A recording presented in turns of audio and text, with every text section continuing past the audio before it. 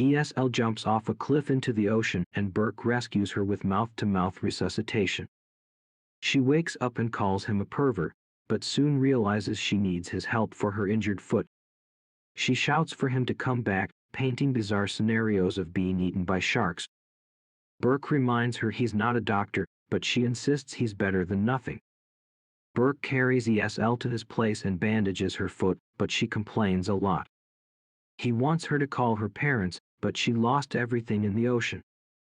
She denies jumping with bad intentions, claiming it was for fun. After introducing herself, Burke leaves her to change, but his neighbor teases him about having a girl over. Irritated, he goes back inside to find ESL asleep on the couch. He can't help but notice her. Burke admires ESL's innocent sleeping face, but snaps back to reality before getting carried away. He falls asleep outside but wakes up to find ESL riding away on his bike with his stuff. Burke and his brother, Django, search for her all day and night, but return home to a special dinner cooked by Django's wife. The topic of marriage comes up. At dinner, Betel asks about the thief who stole Burke's bike. Django spills the beans and Betel won't leave him alone. The next morning, Burke wakes up to kitchen noise and grabs a fire poker, but it's just ESL enjoying music. She startles when he taps her shoulder, and he gets angry about his stolen stuff. He leaves for work, but ESL insists on tagging along. He's had enough of her, but she convinces him to take her anyway. ESL reveals she studies mechanical engineering and spends her days sitting under the sun with Burke, who she calls a cold man. She shares her wish to climb the Galata Tower and enjoy life's simple pleasures. Despite calling Burke lonely, she finds him charming. Burke finally tells her his name, but ESL can't hear him over her music. She stands on the edge of the boat and suddenly loses. ESL falls into the ocean again and Burke saves her once more. She laughs at him for thinking she drowned, irritating him. He plans to leave her, but her wailing makes him take her home. She invites him to meet her family, and her grandma insists. The family tells Burke crazy stories, and ESL's friend Sevda joins. Sevda crushes on Burke, but ESL's mom signals her daughter to intervene. ESL's sister calls Sevda to help with her son.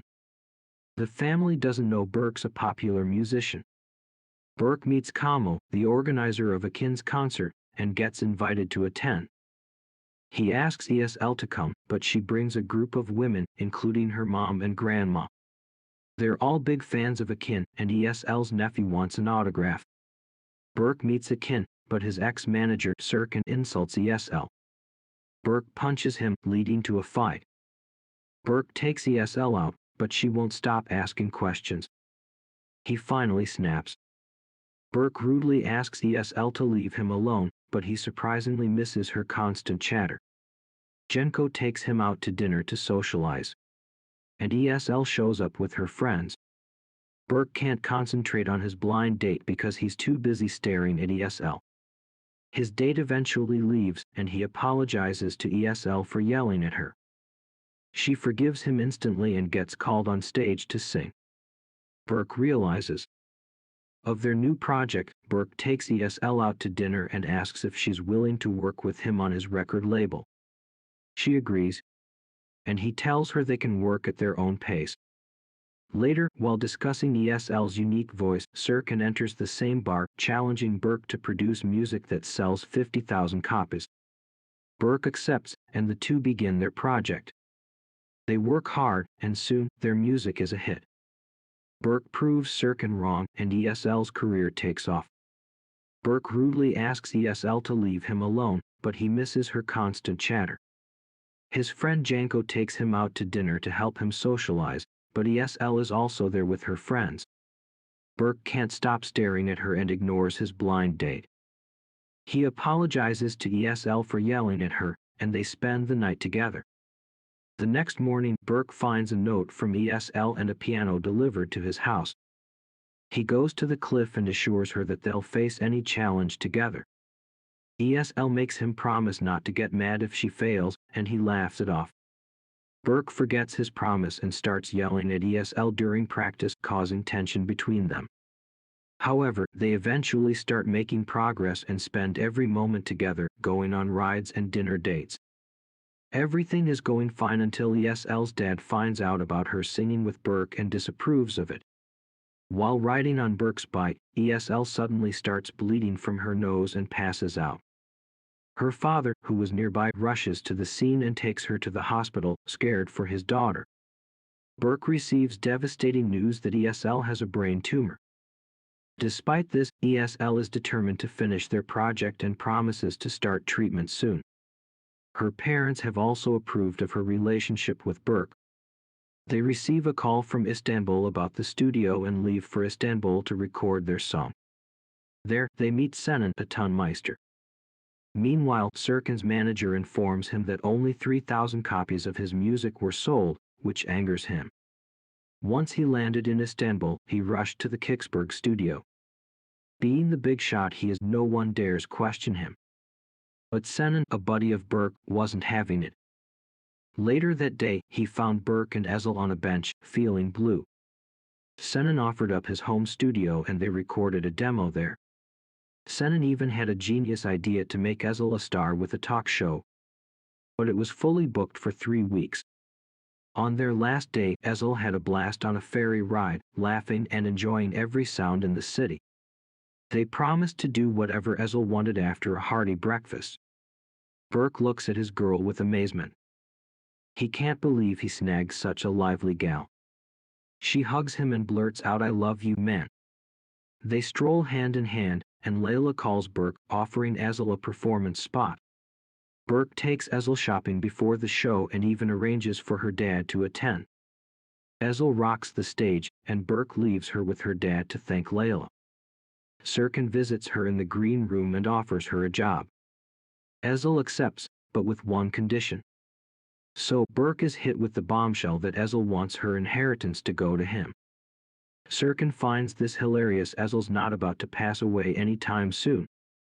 But he agrees to the request, and Ezel signs a contract to work with him. Burke returns to the green room to find that Ezel has already left for Cyprus with her dad.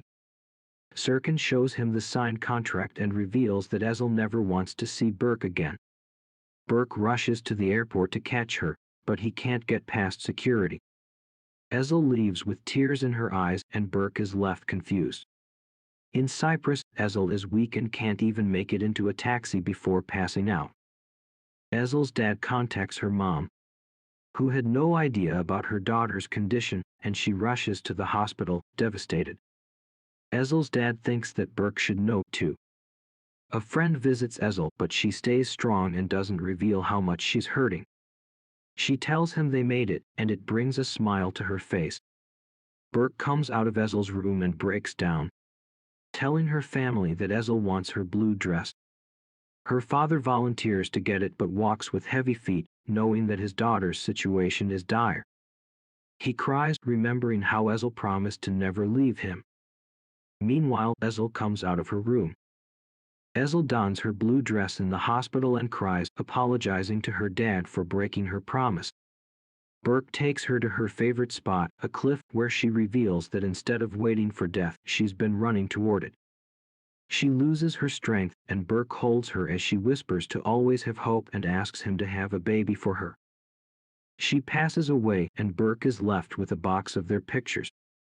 At her funeral, he visits her room for the first time, and he's moved to tears when he sees the box. Now, he understands why she was always asking about life. She knew she didn't have much time. After Ezel's funeral, Burke can't bear to be alone.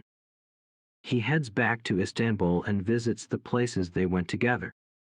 He spots a little girl twirling around in excitement, and he wipes a tear before approaching her. He asks if she likes stars, and she nods.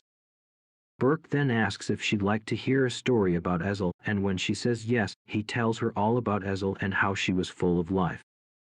And this video ends. Please subscribe and like.